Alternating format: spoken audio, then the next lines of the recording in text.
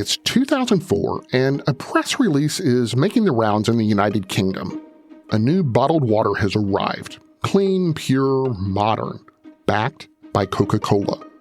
The brand name is Dasani, and the message it's pretty confident. This isn't just water, it's engineered purity. Then somebody asked a pretty simple question. Where does the water come from? Now, the answer isn't a mountain spring or a glacier or anywhere particularly romantic. It's Sidcup, a suburb of southeast London. And more specifically, it's the local tap water. Now, that's embarrassing, but survivable. And then something else happens. A lab result comes back. It seems that the water contains a chemical called bromate, and that it exceeds legal limits in the UK. The product is now not just awkward, it's illegal to sell. Within weeks, millions of bottles are pulled from the shelves, the launch collapses, and a brand Coca-Cola expected to roll quietly across Europe vanishes almost overnight. Okay, how did we get here? From Business Basics, I'm Ron Trucks, and this is Business Bloopers, the weekly podcast where we unpack the business decisions that sounded smart until they weren't. Every Friday, I'll take you through a real story where something went off the rails. Sometimes it's hilarious, sometimes it's painful. But always, it's a reminder that even smart people screw up in business. And we'll look at why that matters. At this point, I should probably disclose something. Between Pepsi and Hoover and Electrolux and now this story, it's starting to feel like we're running an unofficial set of side series, basically either beating up on the soda companies or beating up on the British companies. But stay with me because this one definitely earns its place. By the early 2000s, bottled water was exploding globally. Margins were great. Branding mattered more than sourcing. And Coca-Cola wanted in deeper. The company already dominated soft drinks, but water was different. In the U.S., consumers accepted the idea that bottled water might just be filtered municipal water. In the U.K., that assumption didn't hold up. Tap water was already safe, cheap, and it was heavily regulated. Skepticism came standard. But Coca-Cola believed it could overcome that with branding and their process. Enter Dasani. The plan was pretty simple. Source local tap water from Sidcup, purify it using reverse osmosis, add some minerals for taste, and market it as modern, clean, and premium. Technically, nothing about that was unusual. Many bottled waters do exactly this. The problem was cultural, not chemical. British media didn't romanticize water the way American brands did. Once journalists discovered where Dasani was getting the water, headlines followed. Tap water in a bottle became the shorthand. Coca-Cola tried to explain the filtration process, but the story had already tilted. And then things got even worse.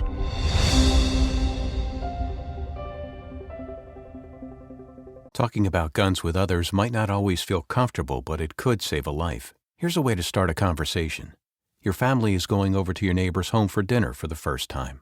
How would you ask if there are any unlocked guns in the home? Hey, we're so excited for tonight. Before we come over, though, may I ask if there are any unlocked guns in your home? our guns are stored securely, locked in a safe that the kids can't access. Awesome. Learn how to have the conversation at agreetoagree.org. Brought to you by the Ad Council.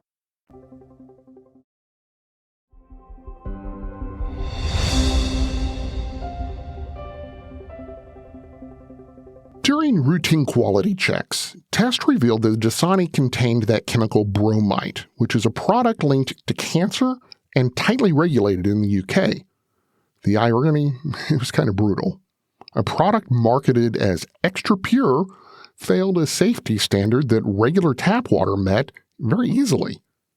This wasn't a PR spin issue anymore, it was a legal one. British regulators stepped in and Coca-Cola had no room to maneuver. The product could not stay on the shelves. Within less than a month of launch, Coca-Cola pulled every bottle of Dasani from the UK market. An estimated 500,000 bottles were destroyed. The company reportedly absorbed losses in the tens of millions of dollars.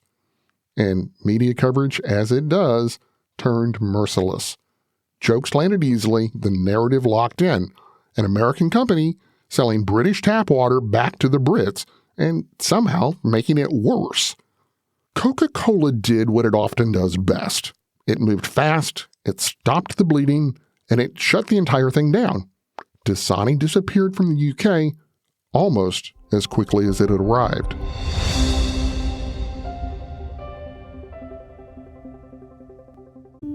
As veterans, we're no strangers to helping others. It's what we were taught, trained, and told to do. It could be for anything. Helping a friend move. Listening to a fellow veteran for hours, at any hour of the day. Or just simply making time for people.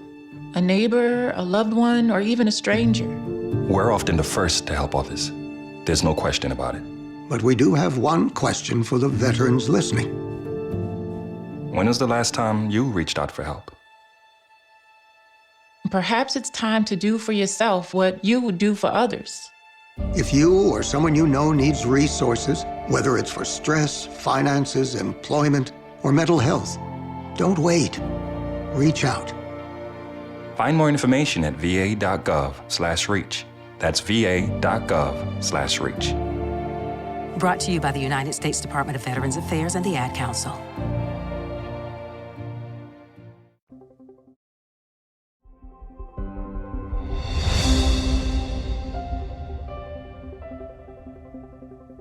Now, the fallout wasn't fatal, but it was loud. Coca-Cola survived, obviously. Dasani continued to exist elsewhere, including the US, where the brand never carried the same baggage. But in the UK, the name became so radioactive the brand is still not sold there over 20 years later. The episode turned into a case study almost immediately. Not because bottled water was a bad idea, but because transparency collided with culture.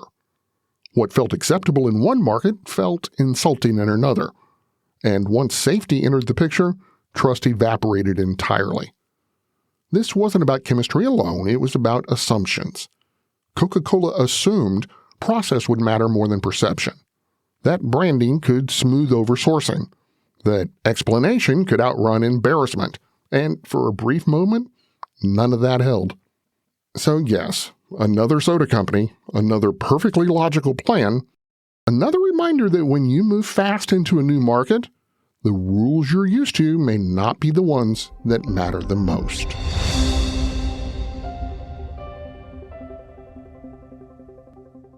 Hablar sobre armas con los demás puede resultar incómodo, pero podría salvar una vida. Aquí tienes una forma de iniciar la conversación. Tu familia irá a cenar en el hogar de tus vecinos por primera vez. ¿Cómo preguntarías si hay armas de fuego sin asegurar en el hogar? Hola, estamos muy emocionados por esta noche. Oye, antes de llegar, ¿te puedo hacer unas preguntas? Por supuesto. Ay, gracias. Oye, primero, ¿tienen mascotas? Sí, tenemos un perro. Genial. Otra cosa, ¿tienen una piscina afuera? No, solo un patio grande. Oh, está bien. Para salir a caminar va a estar fantástico. Oye, otra pregunta. ¿Tienen armas de fuego en el hogar?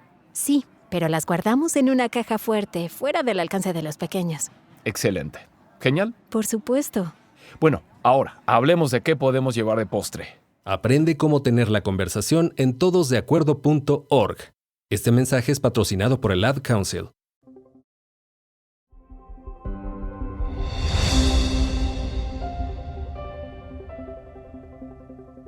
Something I like to do with these business blooper stories is end by spending a little time looking at what actually went wrong.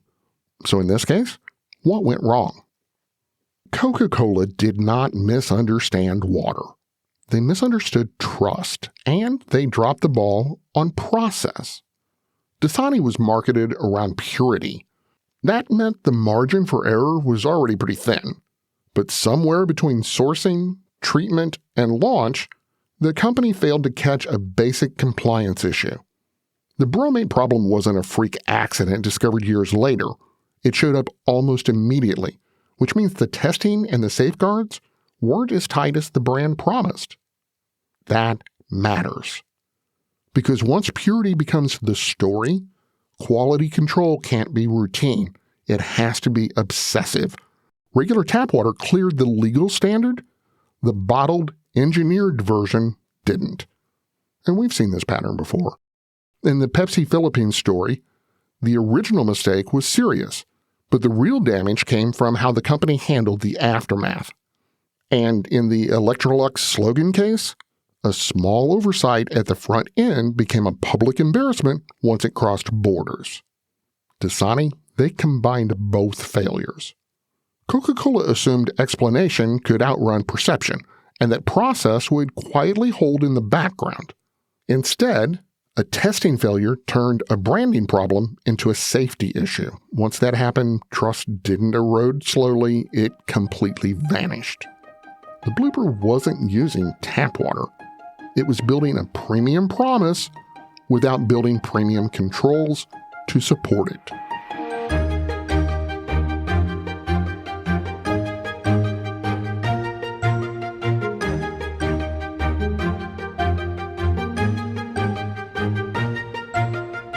I'm Ron Trucks, and this is Business Bloopers, part of the Business Daily podcast lineup where we look at how business really works and sometimes how it really doesn't. New episodes drop every weekday with fun, full-length blooper stories like this on Fridays and quick-hit business history episodes the rest of the week. Follow us on Apple Podcasts, Spotify, YouTube, or wherever you listen, and if you're enjoying the ride, do me a favor, please don't forget to leave a quick review. It helps more people find the story behind the business. Do you want to actually understand business without the fluff or the buzzwords or the MBA language? Start by visiting us at bsnsdailypodcast.com.